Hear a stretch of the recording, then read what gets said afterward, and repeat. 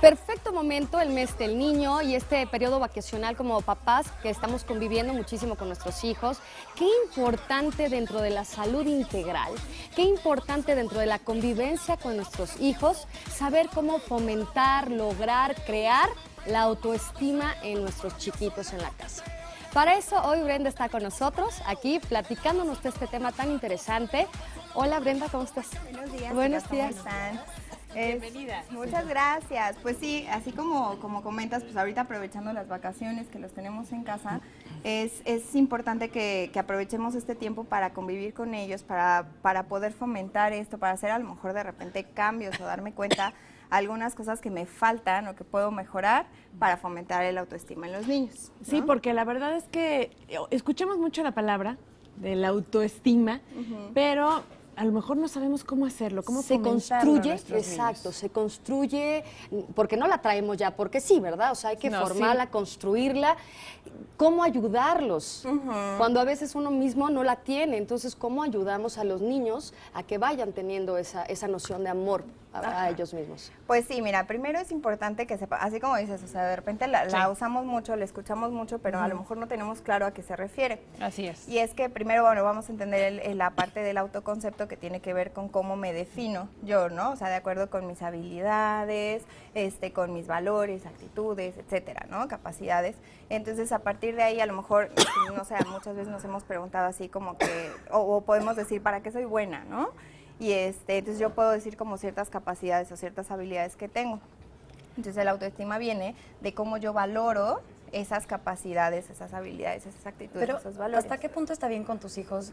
Yo personalmente no tengo hijos, entonces pues no tengo una opinión tan formada, pero ¿hasta qué cierto punto es bueno todo el rato darles la razón y decirle lo maravillosos que son y lo excelentes que son, incluso cuando hay veces que no lo sean en algunas cosas? Bueno, esta parte es importante porque una autoestima saludable no significa sentir que eres perfecto, ¿no? O sea, no se refiere a eso, sino saber para qué soy bueno, cuáles son mis defectos, o sea, cuáles son mis fortalezas, cuáles son mis debilidades, Claro. y entonces a partir de eso, cómo los puedo utilizar como para salir adelante de los problemas o como para resolverlos, Que te puedes ¿no? equivocar en muchas cosas en la vida, pero los alientas. Exacto, entonces una persona con una autoestima saludable a lo mejor, evidentemente, y nosotros sabemos que todos nos equivocamos, ¿no?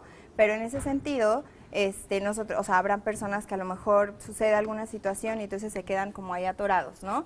Y habrán otras personas que se recuperan de manera más sencilla, aprenden de los errores y entonces salimos adelante. Entonces lo que comentas es importante. ¿Por qué? Porque muchas personas piensan que lo mejor es decirle a mi hijo que es el número uno, que es el mejor, que todo lo hace maravillosamente, y no, o sea, eso realmente es una fantasía.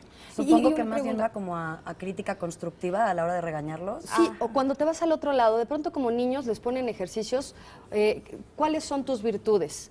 Y pueden quedarse callados, ¿eh?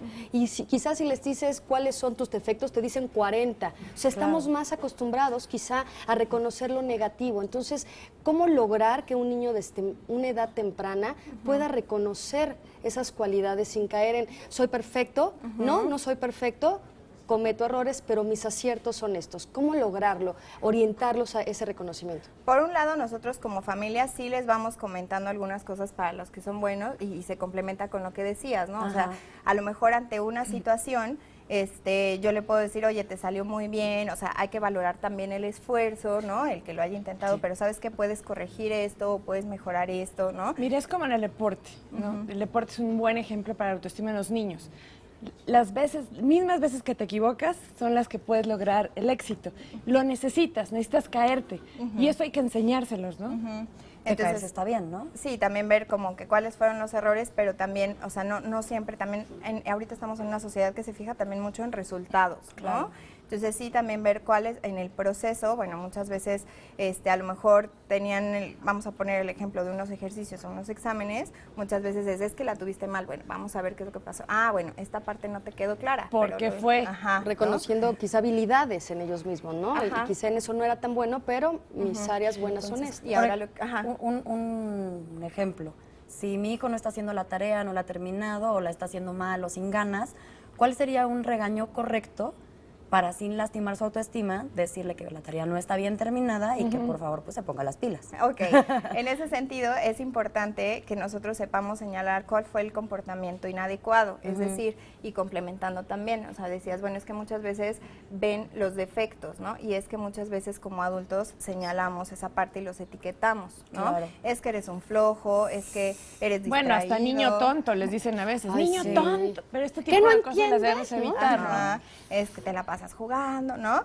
Entonces hay que ver cuál es la conducta inapropiada. Sabes que ahorita es momento de hacer la tarea y tú no estás concentrado, entonces vemos cuál puede ser, o sea, como que bueno, pues si no sigues, o sea, si no, por ejemplo, si no haces la tarea, entonces, pues, ¿sabes qué? Vamos a cerrar todo y tu consecuencia viene en la escuela, ¿no? Por ejemplo, una baja calificación o lo que sea. O bueno, también obviamente no te vas a ir corriendo a jugar, ¿no? Entonces, señalar el comportamiento inadecuado y cuáles pueden ser las consecuencias naturales al respecto. Entonces, por eso te decía, no es que todo el tiempo, porque este es un tema y por eso es importante que tocamos mucho en terapia, porque muchas veces los papás, es que las dos cosas, ¿no?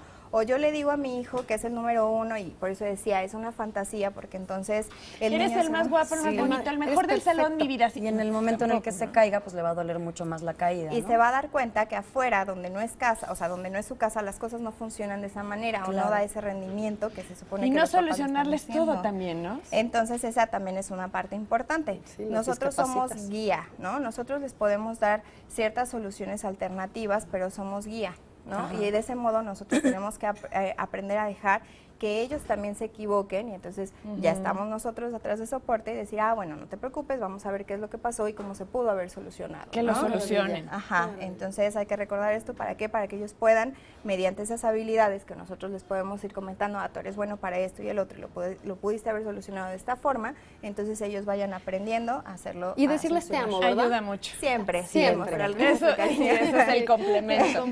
Claro. Brenda, muchísimas gracias. Espero que todos hayan tomado nota en casa de cómo corregir a sus hijos, pero sin lastimarle la autoestima.